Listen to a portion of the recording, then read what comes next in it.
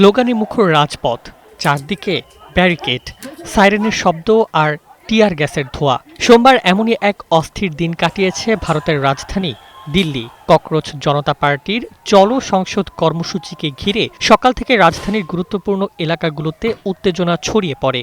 সংসদ ভবন, যন্তর মন্তর, বিজয় চক ও সেন্ট্রাল ভিস্তার আশেপাশে কঠোর নিরাপত্তা ব্যবস্থা নেওয়া হলেও শেষ পর্যন্ত বিক্ষোভকারীদের সঙ্গে পুলিশের সংঘর্ষ এড়ানো যায়নি। সকালের দিকে বিভিন্ন রাজ্য থেকে আসা সমর্থকেরা যন্তর মন্তর জড়ো হয়ে সংসদ ভবনের দিকে পদযাত্রার চেষ্টা করেন, তবে আগেই বসানো ব্যারিকেডে তাদের অগ্রযাত্রা থেমে যায়। আন্দোলনকারীদের একাংশ ব্যারিকেড সরানোর চেষ্টা করলে পরিস্থিতি দ্রুত উত্তপ্ত হয়ে ওঠে। শুরু হয় ধাক্কাধাক্কি, এরপর ইটপাটকেল নিক্ষেপ। জবাবে পুলিশ লাঠিচার্জ চালায়, পাশাপাশি টিয়ার গ্যাস ও জলকামান ব্যবহার করে বিক্ষোভ ছত্রভঙ্গ করার চেষ্টা করে।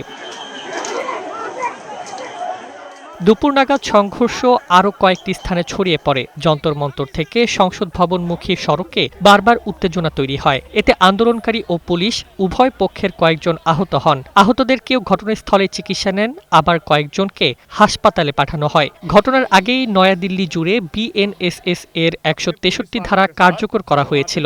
সংসদ ভবনকে ঘিরে বহুস্তরের নিরাপত্তা বলয়, বিপুল পুলিশ, আধাসামরিক বাহিনী এবং র্যাপিড অ্যাকশন টিম মোতায়েন থাকায় বিক্ষোভকারীরা সংসদ এলাকায় পৌঁছাতে পারেননি। তবে নিরাপত্তা ব্যবস্থার কারণে দিনভর রাজধানীর বিভিন্ন সড়কে তীব্র যানজট সৃষ্টি হয় এবং সাধারণ মানুষ চরম ভোগান্তিতে পড়েন।